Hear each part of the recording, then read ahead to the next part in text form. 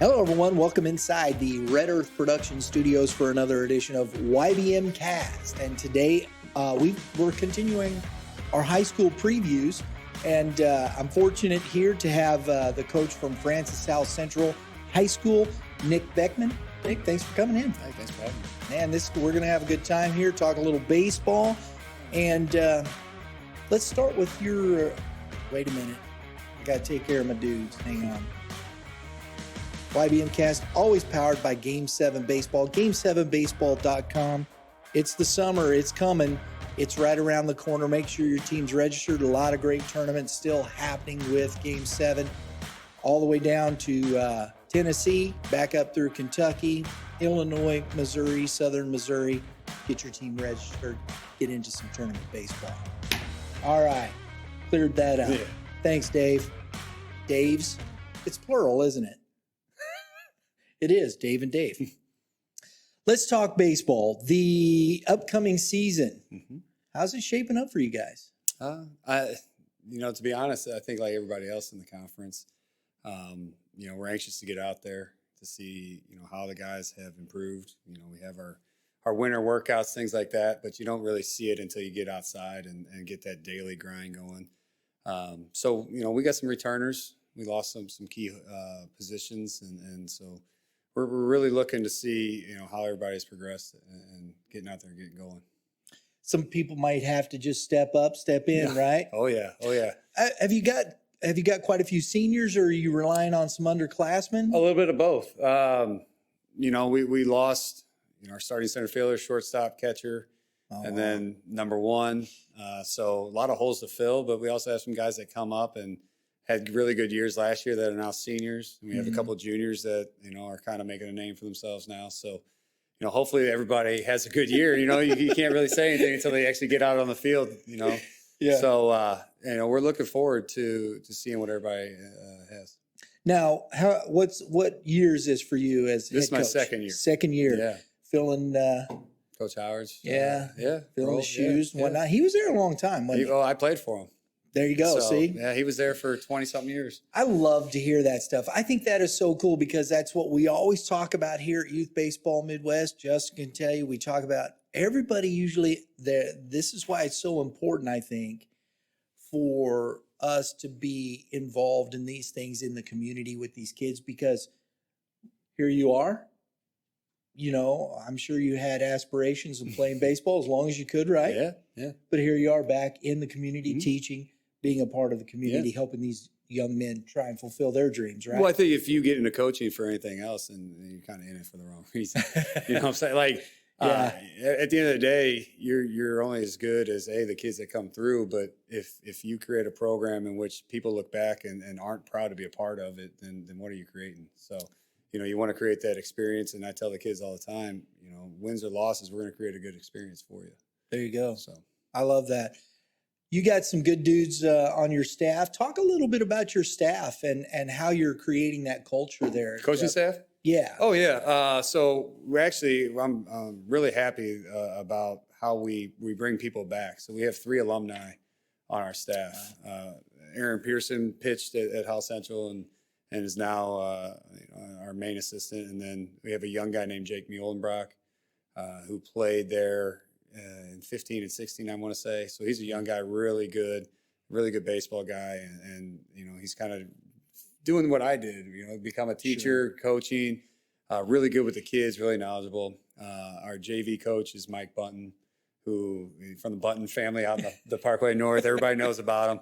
And he's awesome with the kids. Yeah. He's a football coach and a baseball coach, and he's around the kids all the time. Great motivator. So we have a really good core.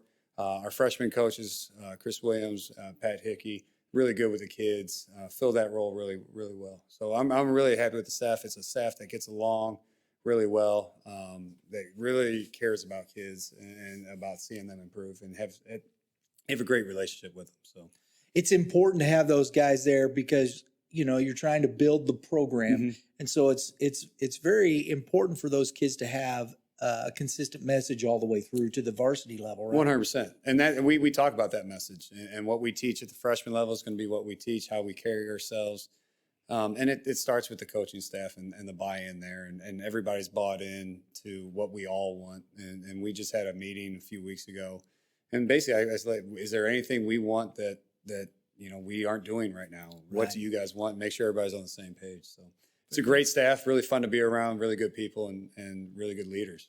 That's outstanding. Yeah, that's awesome. All right, let's talk some players, right? Yeah, because in the end, that's what it's about, right? Yeah. We're just the guys sitting on the bucket. We can't play, can we? Yeah. You've got, I think this is an X factor here. And you got Lane Harris, left-handed pitcher. He's very good, but he's coming off surgery. Where's he at in his process right now? He's coming back. He's a hard worker. He spends 5-6 days getting after it. He's throwing off of a mound. He's not 100% yet. Right. Anytime you come back from an arm injury as a youngster, you want to make sure that everything's good before you go, because he has aspirations way beyond high school. Right. He's a smart kid. He knows the game. He knows all the analytics. So right now it's just continue to build and build and build. So he's going through the therapy, the throwing programs, and he's off of a mound, but it's only about 75%. So we're hoping to have him back. Maybe toward the end of the season? Yeah, well, obviously, you want it towards the end to make a run, any type of run you have. But his health comes first. Sure. And we've talked about that, and I'm in constant contact with Lane and with Adam, his pitching coach. And they do a really good job. So we're just making sure that he's healthy, and when he gets out there, he's confident and not holding anything back. That's nice to have that relationship too, because you're talking about Adam Jansen from Ace, right? Yep. And having that relationship there so you can communicate and keep that everybody knows is on the same page, right? Well, one of the things I did when I took over is reach out and being a club baseball guy myself, I know that the clubs and the trainers, they offer a lot of great things, but sometimes there's a lack of communication. So I reached out to a lot of these people and said, hey, this is who I am. Let me know. I fully endorse you. My guys going to you. We got to be in constant communication, so that I'm not telling them something that you're not. And with a guy like Adam, he's a good dude, and so you want to stay in contact with them, and then hopefully your guys will go to people like him and they improve. So you want your guys improving. P3 over there. At the P3 does a great job too. We have a lot of. If I could send guys there, it's saying wherever they're going to get the best training that they're comfortable with, that will reach back out to me and say, I'd like whatever, wherever you want to go, wherever you feel comfortable, because they have things that high schools can't offer. They have the tools, they have the videos, they have all that stuff. So any coach is like, no, you have to stay with me. I think that's in the wrong message. So. Yeah, they all do a great job. There's a lot of great, instructors out there or programs out there, P3 and ACE, they're two of them. And I think it helps a lot because we've had this conversation with Coach Perkins quite a bit because he comes on, contributor and whatnot. And the tough thing is you guys only get so many days. Oh, yeah. Right? And so many weeks. Yeah, so it is important to have those relationships with those guys because those guys are out there working with them. And you still know what's going on, right? Well, yeah. So we're in a 2-week dead period right before the season starts. Right. And if a kid shuts down for 2 weeks and then tries to build back up, you're already lost. So you're expecting these guys to go out on their own because we can't have any baseball contact. You're expecting these guys to go out on their own, or hopefully go to these people that keep them in shape. So when they come, and I told my guys first day, if the weather's good, first day we're inter squad because that's the best way to see people. In terms of a tryout mindset, you can take ground balls on the turf, you can hit in the cage, but you want to see if a guy can get after it. You got to put him in game situations. Absolutely. You've got some other kids here. I just want to see. You got Jeffrey Fernley, right? Mm-hmm. Senior. Yeah. UMSL commit. Yeah. Big boy. You got Braden Rubel. Yeah. Left-handed pitcher. Is he going to do some stuff for you? Yeah. Well, let's start on Fernley. Fernley's a big right-handed, and hopefully he can be as consistent as we expect him to be. He gets outs. He competes and he eats up innings. In high school baseball, you need guys that eat up innings. So he'll be low 80s, and he can mix it up a little bit. He's a smart kid on the mound. He competes. And so hopefully he can fill that spot, especially if Lane's coming a little bit later. You're going to need people to eat innings we played 10 games in the first 2.5 weeks with the 2 tournaments. And so, like, you need those guys to come in and throw strikes and get outs. So he's not going to overpower anybody, but he'll mix it up on you. And he does a fairly good job of, competing. So sure. So then, I'm sorry, I got ahead of myself. Rubel? Yeah. I'm excited about Rubel. Are you? Yeah. He's a junior as well. He's a junior, and he's been working with Andy Marks over at Mach 1. And I'm close with Andy, and he does a really good job too. It's another one of those guys that you send him to good people and good things happen. And so, he's put on some weight. He was a guy who got thrust into the kind of the spotlight last year when Lane and Hoshaw went. The number 1, number 2 go down halfway through the year. That was Fernley tough, got jumped. Oh yeah. You want to talk about you finding innings? I mean, so Fernley jumps up to 1, and Rubel jumps into 2, and as a sophomore, he gets after it, and so he's put on some muscle, and he's going to be a guy. It might not be this year that he's a full out, but he's going to be a guy. He'll be 83 to 85 from the left side, can spin it a little bit. If you, in terms of, we know what Lane is, and sure, Lane's going to be a guy. It's just health for him. With Rubel, I'm really excited to see how his jump has happened, and how far he can go, because he'll start getting some looks from some schools as they see that velo tick up, and it has. So we're looking forward to him. Depth is always the key, right? And I mean, it's great that you were able.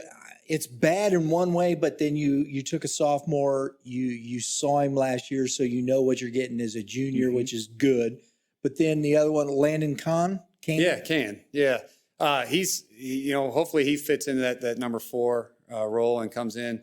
When Landon last year because of the injuries, he got pulled up from the JV and just kind of like, hey, you're on Saturday, you're going to go. And he had a couple of really good outings. And then a couple of times where that sophomore showed. And so the consistency with him is important, again, throwing strikes. And when he throws strikes, he was getting outs. He got himself in trouble a couple of times. So, we're hoping that he comes out and just pumps his own. That's tough sometimes because sophomore, that makes sense. It's hard, Oh, it's really, especially in positions that, hey, we're just asking you to do something you might not be comfortable with because of necessity. Right. And, when you have injuries to guys who were supposed to eat up innings, you were thrown to the wolves. And, so it's going to happen. But he's grown, he's gotten bigger, he's stronger, more mature. And that jump from sophomore to junior, it's a big jump. Yeah. And so there's a lot of things that have happened in that 12-month span. How is your depth behind these guys? You feel good about it? Ask me in May. No, I do. I do. That's it. I mean, we got a lefty, Clayton Ello, who's a senior, we use him in relief. But, he had a problem last year of throwing inside. And so we worked on that. And his last outing was against Eureka in the district game. He got called in the 3rd inning. And in the 10th inning, he had reached his pitch limit and he had allowed 1 run. And he figured out how to throw his fastball in, and the ball runs. And so if he can do that again, he's going to be another lefty, 83 to 85 with run. He's going to fill a role for us. So, we got that. There's a sophomore, Sammy Nielsen, that if he's that like the in between stage where next year we know what we're going to have with him. Right. Can he come in on Saturdays on those Saturday doubleheaders and compete? And we think he can. So we have a couple guys here and there on the mound that we're really looking forward to see how they project. Very good. Because depth is key there, isn't it? Yeah. I mean, and everybody stays healthy. You got your depth, then you have some opportunities as it goes along. Absolutely. Field, you've got Brennan White behind the plate. Yeah. So he'll probably be more of a corner guy because we have a sophomore, now a junior, with Hendo, Aiden Hernandez, who filled in. So they'll be competing, but they'll both be in the lineup somewhere. Sure. Hendo played kind of that utility role. We had a senior catcher last year with Owen, and Owen gets hurt in the district first district game, sliding into second, dislocates his shoulder. Oof. And we have Aiden come in from left field, and Aiden's just a warrior. I mean, he's going to go down to the state wrestling tournament. He's 45-1 right now as a wrestler. He's a football player. It's mentally, he's the strongest kid mentally I've ever been around. And so he brings a skill set behind the dish, and Whitey brings a skill set behind the dish. Whitey can also play first. Whitey can also play in the outfield. Basically, Whitey is a hitter. He's going to be in the lineup. That's why he was All-State in utility, right, last year. Yeah. Yeah, And he found barrels. Even his outs were loud, and we were expecting, at some point this is going to, and it didn't stop. He just found barrel after barrel after barrel, and he's put on some weight in terms. So we're expecting to see the power number jump, and hopefully fills in somewhere. But he'll be in the lineup in the middle of the order somewhere. And he's committed to McKendree over there. So good for him. That's a good pickup for McKendree too. He's a good kid. And so let's talk. I got some names here, and I'm going to throw them all out, and then we'll let you pick and choose where you're going with that. I got Jaden Jones. Yeah. There's Clayton Ello, and I saw him. He's also an outfielder. Yeah, he's a two-way guy. So we use him as a reliever, so that he can play. But there's going to be moments where he's probably going to have to start a game or extend out. And I think he projects on the mound a little bit. A lefty that is from here that runs and can get in the mid-eights. I mean, that's something that you just don't pass up. So Ryan Hendrick. Yeah, we'll see how he projects. Jaden Jones is the one that, he's taken on a leadership role for us. He'll be a middle of the order guy. Really good kid, hard worker. And he was our third baseman last year. He projects either third. Mm-hmm. We have a sophomore coming up with Wyatt Miller, junior now. He's a former sophomore. Yeah. So Jay will probably move over maybe to second to where it fits our needs a little bit better. But he's a middle of the order guy. And so that projection, hopefully for us, he's going to Merrimack. Yeah. But just how he's taken on the leadership role. We had some good leaders last year with that senior class, and how he's really kind of put himself in that role. So that's awesome. You need that, don't you? Oh, 100%, especially when you lose the guys we lost who took it upon themselves. So, Aiden's a great leader for that junior class. Jay has taken that role for the senior class. And the seniors are really good. They kind of keep each other in check. There you go. And that was the last name, Wyatt Miller. So he's a kid that you're looking at. And we called him up as a sophomore for districts right towards the end of the season. He's a kid that he's got some strength. He's one of the strongest kids in our program. The ball jumps. And so if he can match the velo and figure out how to hit the really, he's going to be a good little player. So very good. Very good. So GAC South. Mm-hmm. It's always tough. I know, nobody likes to pick themselves. Where do you see yourself in that match? That's a tough division, man. It is. Going in last year, we were like, man, we got a 1, we got a number 2 in those Tuesday, Wednesday matchups. And we got to experience that with number 1 and number 2 one time. And then, Hoshaw got hurt. And then the next week, I think 2 weeks later, Lane goes down. So, how healthy is everybody stay? And you got some horses coming in. I know Timberland's got 2 dudes in the uppers, and one is you get to see Hackman. Yeah. We saw him last year, and it jumps. You just have to grind on these guys, and the GAC South that's a grind, and so France Howell will always be there. Zumwalt West will always be there. So we stack up right with the rest of them if we can go at them arm to arm. I think everybody that we've seen and what we've been talking about on our prep baseball talk show is everybody has 1 or 2 arms across the board, really. Yeah. So I think it comes down to who's going to be really able to, as you said, grind it out, get to that 4 or 5 run mark. Mm-hmm. And I think that's going to really be the tail this year. Is that offensive? Mm-hmm. Who's going to take the role as being able to score runs consistently?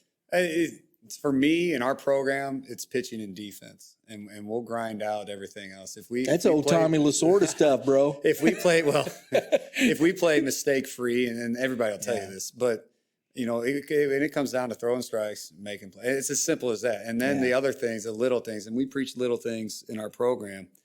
That wins and loses games. And so you have a lot of good teams that there's not a lot of separation. I know Holt has a couple arms. Howell has a few. Zumwalt West, they graduated everybody. They're and then you got Whistler coming back and Deverman. Yeah. And so you got, they always, they just reload and they got Timberland Dylan reloads. Bates over there still too, right? Yeah. And so you got, I know they graduated a lot, but that I remember they're retooling. Well, their JV team just, I think, spanked everybody because they were able to keep some of those guys down because they had so many older guys. And those young guys could have played varsity a lot of different places.